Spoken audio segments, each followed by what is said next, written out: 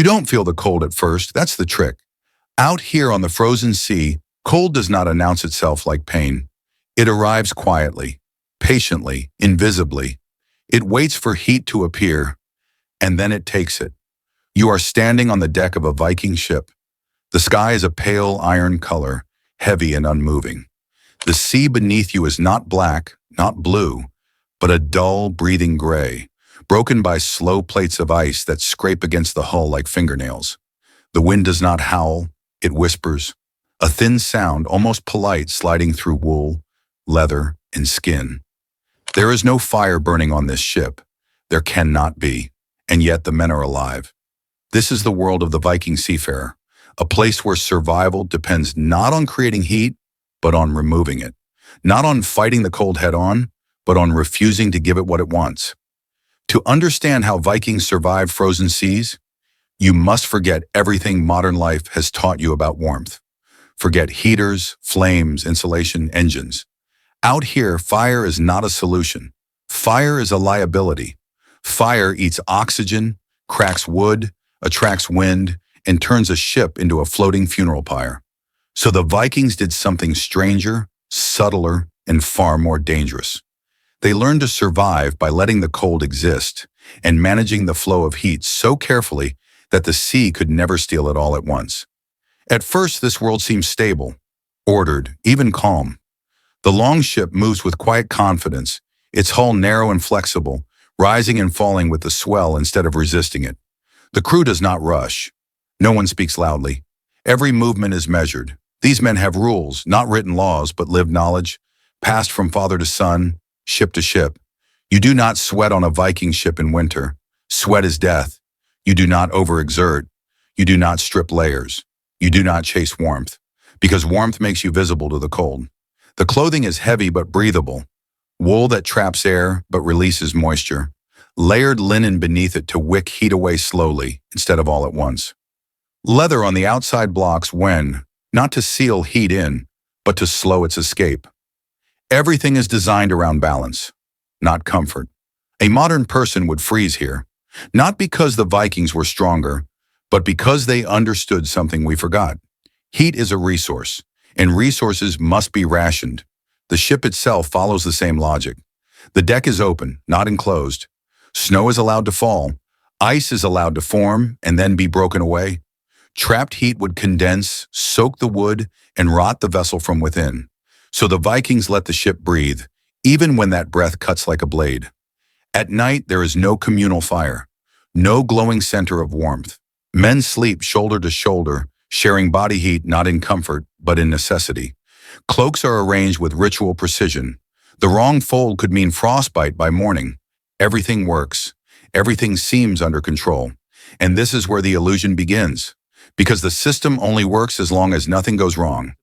Viking culture was built on adaptation to harsh environments. Their mythology reflects it. Gods who survive not by dominance, but by cunning, sacrifice, and endurance. Odin gives up an eye for wisdom. Tyr gives up a hand to bind chaos. Survival always costs something. On the frozen sea, that cost is margin. There is no room for error, no excess heat, no backup plan. If a man falls into the water, he is not rescued by fire. He is stripped, dried with cloth and friction, and slowly rewarmed by bodies and breath. Too fast and the blood rushes inward, shutting down the heart. Too slow and the cold finishes what it started. The Vikings knew this, not from books but from watching men die, and they accepted it. This acceptance is what made them formidable. They sailed farther north than most cultures dared. They crossed waters others called cursed.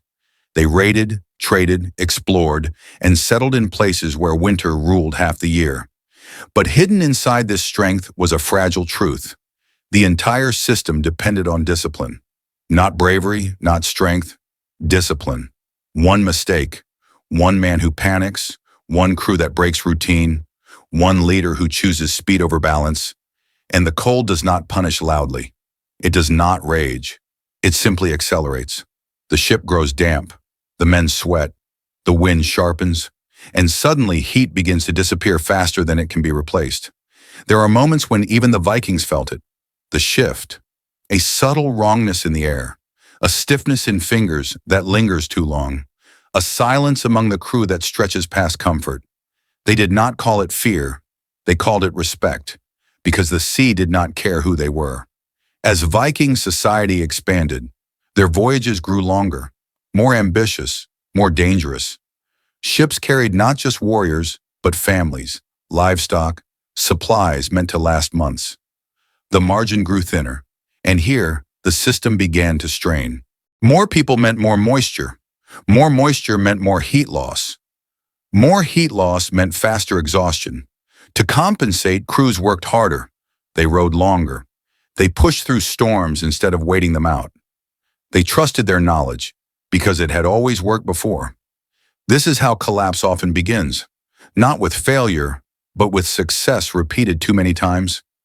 Somewhere in the frozen seas, a ship encountered conditions just slightly worse than expected. Wind shifted faster. Ice formed thicker. A man overexerted himself, pulling an oar free. Sweat soaked his wool.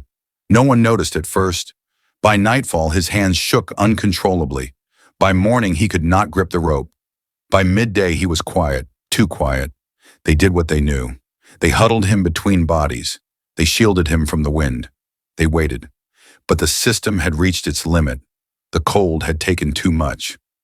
This is the hard truth of Viking survival. Removing heat was not a victory over nature. It was a negotiation. And negotiations fail when one side pushes too far. The dramatic turning point of this world is not a single storm or disaster. It is the realization that endurance is not infinite, that systems built on precision collapse catastrophically when stressed beyond design. The Vikings did not lose the frozen seas because they were weak. They lost them because they believed mastery was permanent. Over time, ships grew larger, routes grew bolder, and slowly, quietly, the balance tipped. Other cultures adopted enclosed ships, controlled heat, new materials. The Viking way, elegant, brutal, disciplined, became obsolete. Not wrong, just outpaced. The frozen seas did not defeat the Vikings with force. They waited. And in the end, the same discipline that allowed survival became a rigidity that resisted change. Today we look back and admire their resilience, their courage, their ingenuity. But the deeper lesson lies beneath the ice. Power built on perfect balance is powerful, but fragile. Systems that require constant discipline punish even small mistakes. And humans, no matter how skilled, always make mistakes. The Vikings survived by removing heat, by denying comfort, by accepting loss, by managing the invisible. And for centuries it worked, until it didn't. Because no matter how well you understand the cold, you are still human, and the sea has all the time in the world. In the quiet aftermath, as the longship drifts between ice and horizon, there is no villain here, no failure of courage, only a reminder that survival is never about dominance.